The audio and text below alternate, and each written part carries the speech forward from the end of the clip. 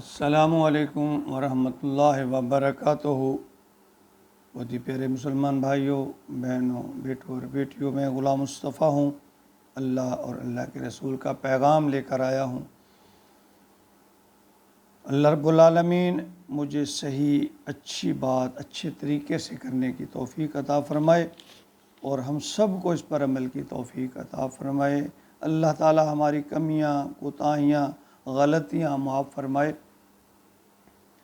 آج کا ہمارا سبق سورہ یونس آیت نمبر 17 ہے۔ اعوذ باللہ من الشیطان الرجیم، بسم اللہ الرحمن الرحیم۔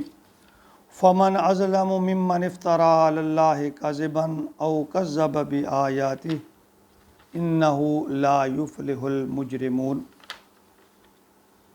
اس آیت میں پچھلی دو آیات کا خلاصہ بیان فرمایا گیا ہے کہ تم لوگوں نے اپنی مرضی سے اپنی طرف سے باتیں گھڑ کے اسے دین سمجھ رکھا ہے اور پھر کہتے ہو اور یہ سمجھتے ہو کہ ہم ہی ایمان پر ہیں، ہم ہی اسلام پر ہیں، تو ایسی غلط باتیں دین سے منسوب کرتے ہیں جو فطرت اور عقل کے بھی خلاف ہیں۔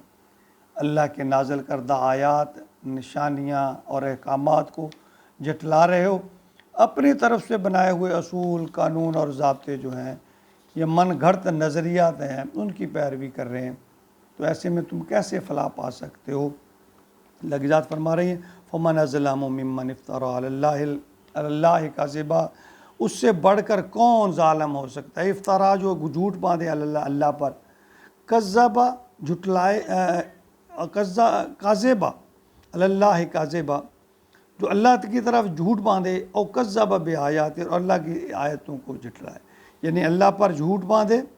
فمن اظلم ممن افترى علی اللہ کاذبا، جو اللہ کی طرف جھوٹ کو منسوب کرے اور کذب بآیات اور اللہ کی آیات کو جھٹلائے، انہ لا یفلح المجرمون، یقیناً نہیں فلاح پائیں گے مجرم، گناہ گار، نافرمان۔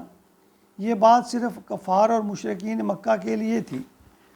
اللہ اپنے محبوب کی زبانی لوگوں تک یہ پیغام پہنچا رہے ہیں کہ ظالموں، اگر میں اللہ کے احکام میں کوئی کمی بیشی کروں گا، کوئی رد و بدل کروں گا، تو وہ مجھ سے جو ہے بڑھ کر کون ظالم ہو سکتا ہے؟ کون ظالم ہوگا؟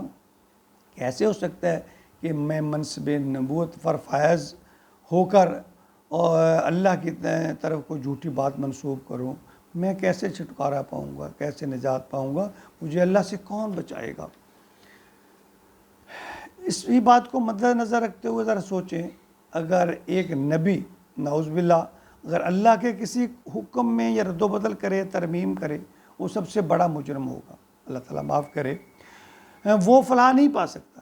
اگر آج کے دور کا مسلمان اللہ کے دین میں اپنی مرضی سے کوئی رد و بدل کر دے، اس میں نئی اختراعیں شامل کر دے اور پھر کہے یہ اللہ کا حکم ہے، اور بات کو ادھر ادھر موڑ کر قرآن و حدیث سے منسوب کرنے کی کوشش کریں، تو اس کے بارے میں آپ کا کیا خیال ہے؟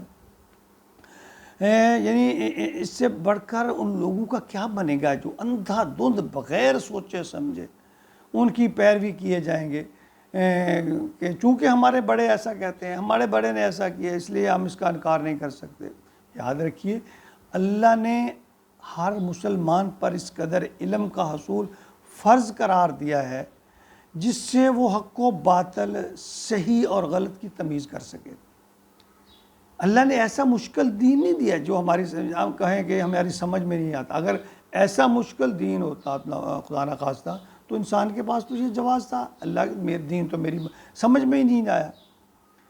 تو اس لیے ہمارے پاس اللہ تعالیٰ نے قرآن مجید نازل فرمایا، وہ ہمارے اندر موجود ہے، اللہ کے نبی کی احادیثیں موجود ہیں، اور دیکھیے کتنا آسان ہے۔ سب سے بڑھ کر بات یہ ہے کہ اب دنیا بھر کی کتب، ان کے ترجمے ایک کلک پر ہمارے ہاتھ میں موجود ہیں، یعنی ہم جو چاہیں، جس کی مطالعہ کرنا چاہیں، اس کو ہم سرچ کر کے اس کا مطالعہ کر سکتے ہیں، تقابلی جائزہ لے سکتے ہیں، تشریح اس کی پڑھ سکتے ہیں۔ دنیا بھر کی معلومات ہمیں ہیں، یعنی ہر طرح کی زبان ضرورت پڑنے پر ہم سیکھ سکتے ہیں۔ اگر نہیں سیکھنا تو قرآن کو نہیں سیکھنا۔ نہیں پڑھنا تو حدیث کو نہیں پڑھنا، حدیث کا مطالعہ نہیں کرنا۔ میں حیران ہوتا ہوں کچھ لوگوں کی ان باتوں پر کہ وہ کہتے ہیں کہ جی بغیر استاد کے اگر یا بغیر رہنما کے قرآن و حدیث سے مطالعہ کرو گے تو گمراہ ہو جاؤ گے۔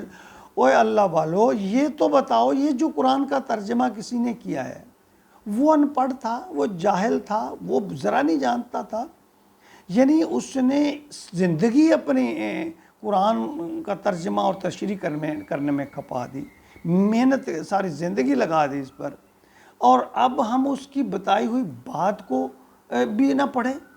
یعنی آج کے مولوی کی بات مانیں، آج کے نام نہاد علماء کی بات مانیں، ان کو یہ ان سے بڑھ کر ہیں جنہوں نے اتنی محنتیں کی، یعنی پھر کہتے ہیں تم اللہ والوں کو نہیں مانتے۔ میں کہتا ہوں جو اللہ والا ہے اس کے پاؤں کی خاک ہماری آنکھوں کا سرما، یعنی انہوں نے ایک اللہ والے نے اس قرآن کا ترجمہ تشریح کر دی ہے، یہ ہم اس کو پڑھنے سے ہمیں روک رہے ہیں کہ نہیں اسے نہیں پڑھو بھائی، یہ کیوں نہ پڑھوں؟ یعنی تھوڑی سی نا ہمیں یہ تعصب کی جو اینک ہے اس کو اتارنا چاہیے، اس خول سے باہر نکلنا چاہیے، ہمیں جو ہے نا خود کوشش کرنی چاہیے اخلاص کے ساتھ۔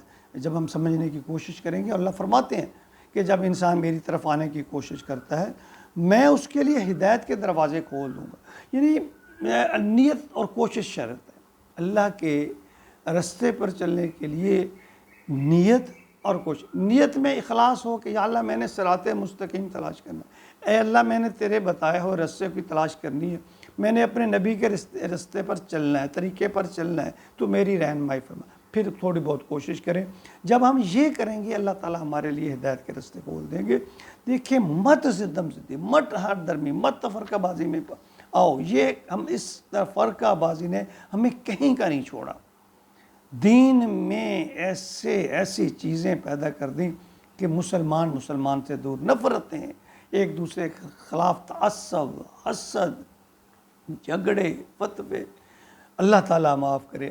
ہمارا قرآن بھی ایک ہے، ہمارا نبی بھی ایک ہے، نبی کی فرمان بھی، حدیث بھی ایک ہے، ہمارا معبود بھی ایک ہے، پھر ہم تفرقوں میں بٹے ہوئے ہیں۔ اللہ تعالیٰ ہمیں تفرقہ بازی سے نجات دے، ہماری اصلاح فرمائے، ہمیں صراط مستقیم پر چلنے کی توفیق عطا فرمائے۔ دیکھیں کمیاں کوتاہیاں غلطیاں ہر انسان میں ہیں، ساتھ ساتھ توبہ کرتے رہیں، اللہ تعالیٰ معاف کرتا رہے گا۔ اللہ دلوں کی بات کو جانتا ہے۔ اللہ تعالیٰ ہمیں ایمان نصیب فرمائے، اپنے اور اپنے نبی کی اتباع فرما برداری نصیب فرمائے، اور عمل کی توفیق عطا فرمائے۔ آمین۔ وما علینا الا البلاغ۔